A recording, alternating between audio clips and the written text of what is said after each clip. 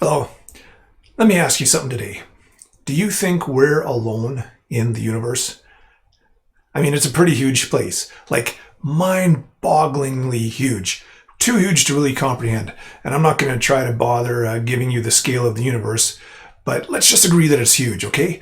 And it's certainly a lot of real estate if you and I are the only people. If just us on this little, oh, wrong. Let's see if I got my TV pointer skills. If it's just you and I on this little dot in all the vastness of space, then it's a lot of real estate for just us.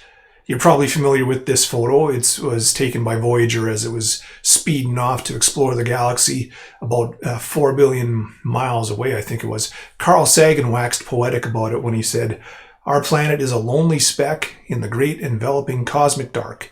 In all our obscurity, in all this vastness, there is no hint that help will come from elsewhere to save us from ourselves." And I don't think he was trying to be discouraging. The vibe of his little prose there, if you read the whole thing, is that he's encouraging us to take better care of ourselves. We ought to look out for ourselves and for this little speck of dust in the cosmic universe, because it's all we've got and we can't see anybody else out there.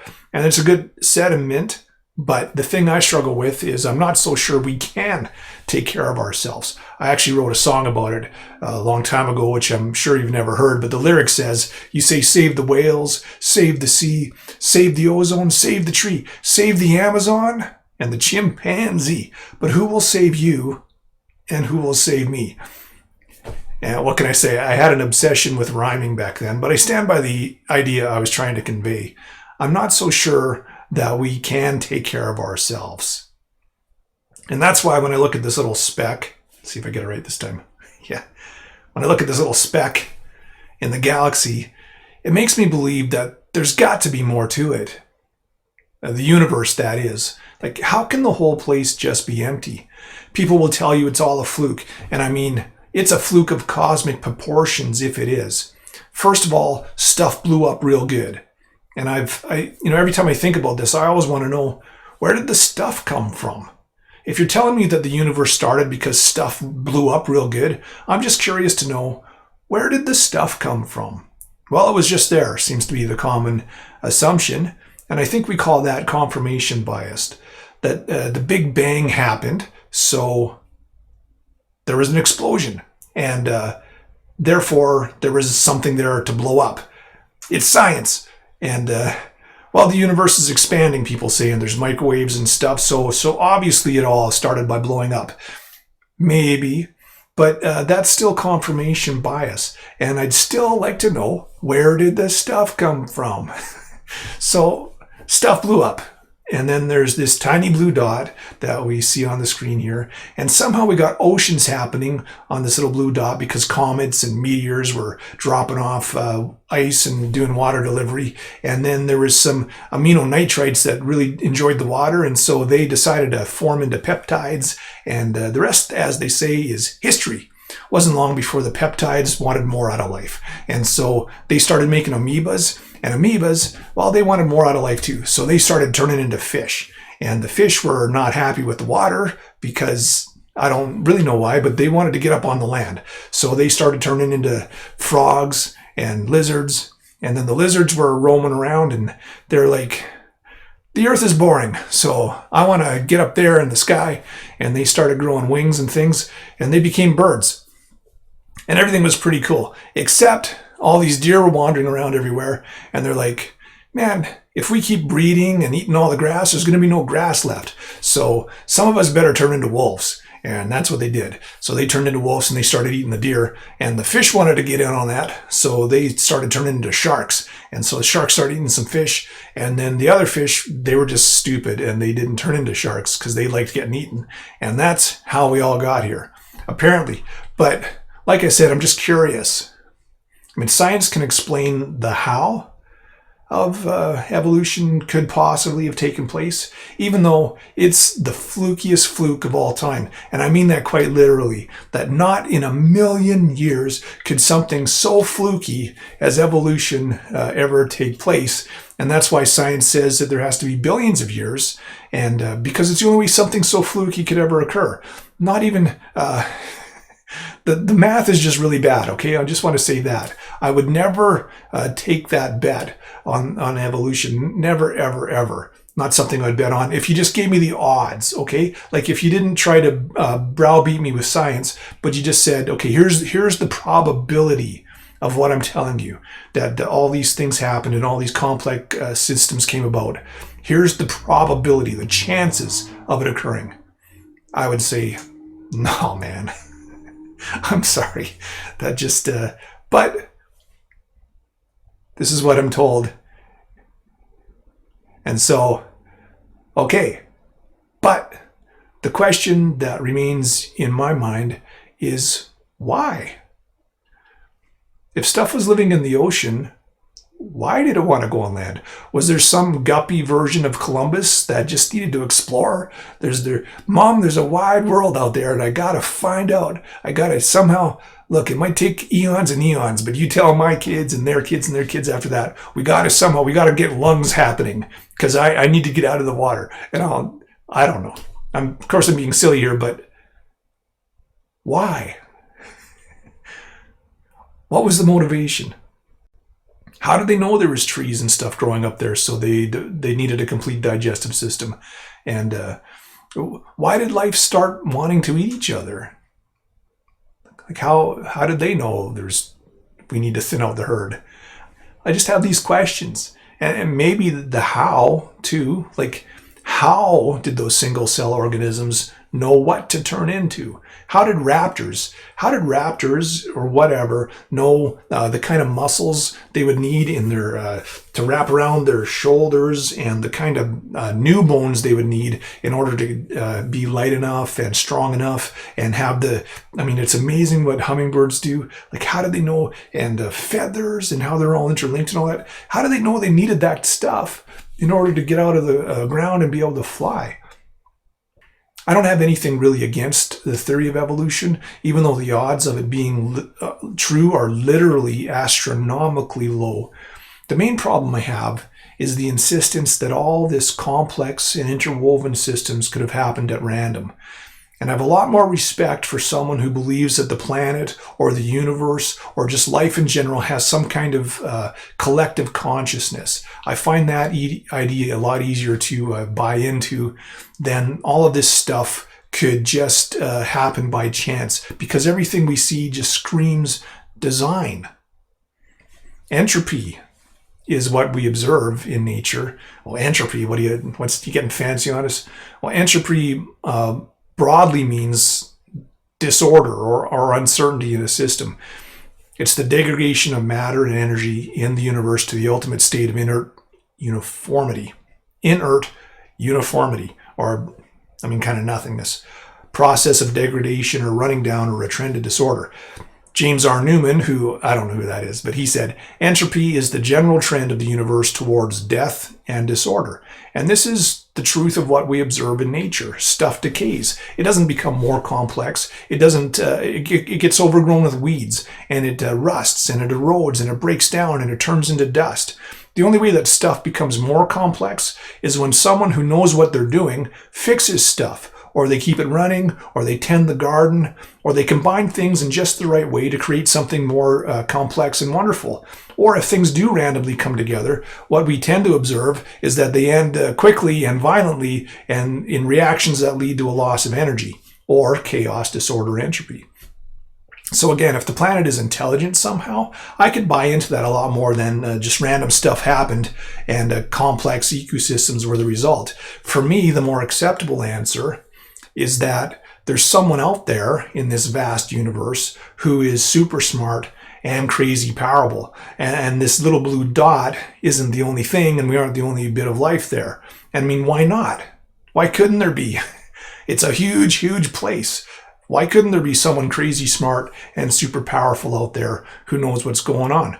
And so I call that super smart and crazy powerful person God. I think this intelligence is personal and acts with purpose and with reason. And therefore, in my opinion, nothing about life on this little blue dot is random, except insofar as you and I are agents of chaos. in that we have limited free will and we can create and destroy stuff on this rock. And what do you mean limited free will? Well, I mean creation belongs to God and he has a plan for it. And you and I can only do what we want within the boundaries of that plan. And that's something that I want to talk about this day. And I think that's why people want evolution to be true, because they don't want there to be some kind of other being out there that maybe had something to do with us being alive and maybe has a reason for us being alive and maybe has a purpose and maybe is actually in control. We don't want that. So, kill the super intelligent, crazy, powerful thing, and let's just all be in control of ourselves on this little blue dot floating in this cosmic galaxy. So I believe that life required intelligence, and it required the power to enact on that intelligence and bring those ideas into existence. And this is what I would call creation. Many of us believe this, and this is what we call creation. And the idea of creation means a couple of things that can be really comforting in the times that we find ourselves today. And one of those things is that someone intended for you to exist, and that you're special, and you have a purpose, and we have a reason to be. We have a maker, someone who actually cares about us in this messed up world. And that's pretty comforting. And it can be a great motivator to try and make the world a better place. It also means that someone besides hapless human beings is interested in what's going on down here. And that's the answer to my song, the question that I posed: who will save you and who will save me? God will, because God made this place and he's interested in how it turns out. And interested is probably too weak of a word. The better way to put it would be that he has an intention, that he had an idea for a world filled with people and life and all kinds of crazy things, and he brought it into being, and he has a goal for this world and for the people on it, and he's guiding us to that goal. And we call that providence. And that's really what this talk is about today. Providence is a fancy way of saying God's in control. Theologian G. Vernon McGee says there's 3 words we need to keep in mind before we can properly understand the providence of God in relationship to the universe. And the first word is creation, which I've opened my talk with and said a bit about already. Basically, to sum up, is to say that God has a vested interest in what's happening, and he made this place for a reason and with a purpose in mind. The second word is preservation, and that's a really awesome and encouraging word. The idea is that it's by the preservation of God that the universe is held together. Just like your garden would get overrun with weeds, or your lawnmower would break down if you didn't give it maintenance, the universe would break down if God didn't keep everything in good running condition. Hebrews 1:3 tells us, the Son radiates God's own glory and expresses the very character of God, the Son Jesus, and he sustains everything by the mighty power of his command. Colossians 1:17 is even more direct. It says, he existed before anything else. And so I like that, just as an aside. There was a bunch of stuff that was just there and it blew up real good. Or there was a super smart and crazy powerful being that was just there. I like this one better. He was just there. He existed before anything else. And he holds all creation together. The universe is filled with wonders, like literally, it's amazing. The pulses of quasars, the way that light works, suns and stars and galaxies and nebula and microbiology and electrons and the orbits of, it's crazy stuff. Everything just works. And it's amazing when you learn the formulas, and I've only dabbled in it. I'm not saying like I know all about it, but man, science is awesome because it just, the wonders of the universe and of this planet and all the stuff that works together, like even our own bodies, biology, crazy how our brains, like it's amazing and it's wonderful. And God keeps it ticking, and it's going to keep on ticking until the time that he predestined for it to stop. And this is true of your life and of my life as well. He knows the very first breath from the very last breath. And when it's all said and done, not a single breath is going to be missing. You are going to breathe the exact number of breaths that God knew you were going to breathe. And even you can say that he predestined to breathe because he is preserving you for that amount of time. Or as the psalmist put it in Psalm 37:23, the Lord directs the steps of the godly. He delights in every detail of their lives. Though they stumble, they will never fall, for the Lord holds them by the hand.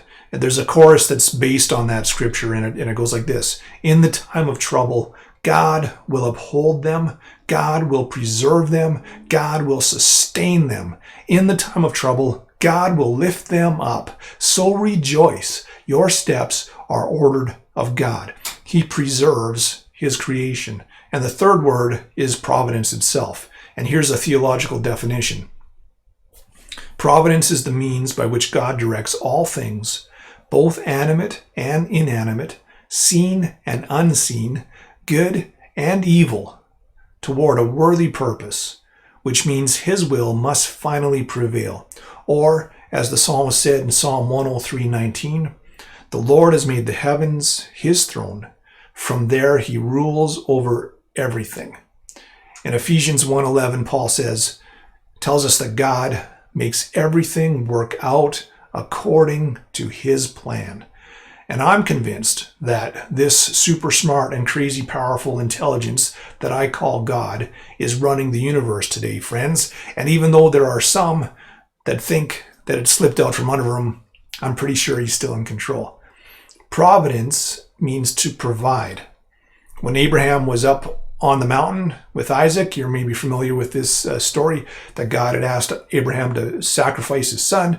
And so Abraham's up there with Isaac, and Isaac says to him, Isaac is Abraham's son. Isaac says to him, where's the sacrifice? And Abraham says, God will provide. And God did provide.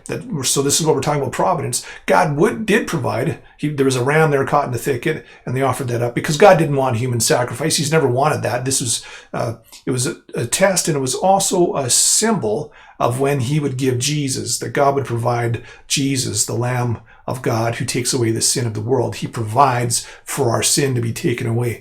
So that was an example of providence. Providence means the hand of God in the glove of human events.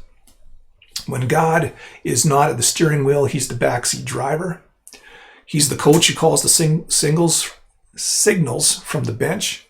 Providence is the unseen rudder on the ship of state. As someone has said, he makes great doors swing on little hinges.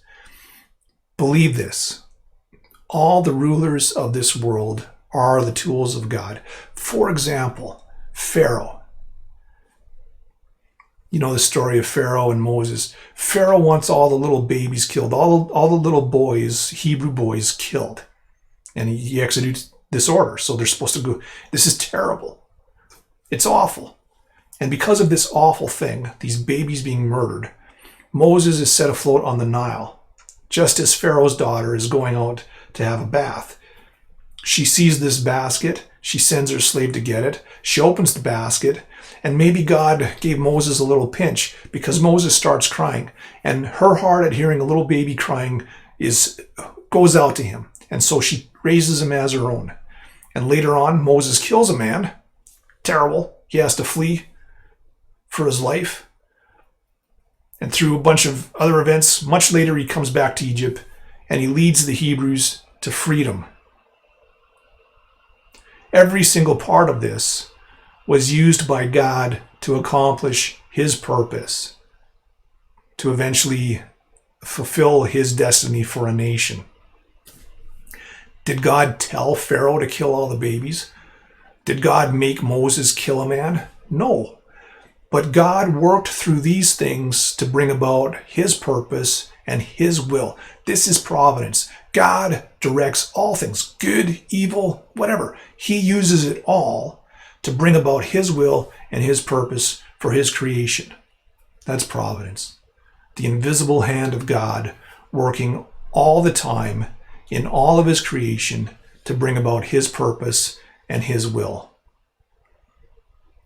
We can sum this all up in the familiar verse, Romans 8:28. And we know that God causes everything to work together for good of those who love God and are called according to his purpose for them. That means COVID-19, that means social distancing, that means unemployment, financial hardship, all these things. That means leaders that you question if they're in their right mind and if they're making the right choices. God is working all these things. They're being moved by the invisible hand for the good of his creation and the working out of his mysterious plan. And I hope today that this will bring you a great deal of comfort and peace and courage in whatever situation you find yourself in. I believe God made you. I believe God loves you. I believe God has a purpose for you, and he's working that purpose out, and you can trust him. God bless you. Have a great day.